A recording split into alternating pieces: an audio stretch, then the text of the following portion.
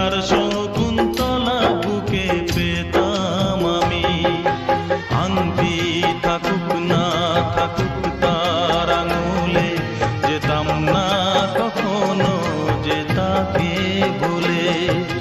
দুষ্মন্ত রাজা যদি হতাম আমি, শকুন্তলাকে চিনে নিতাম আমি।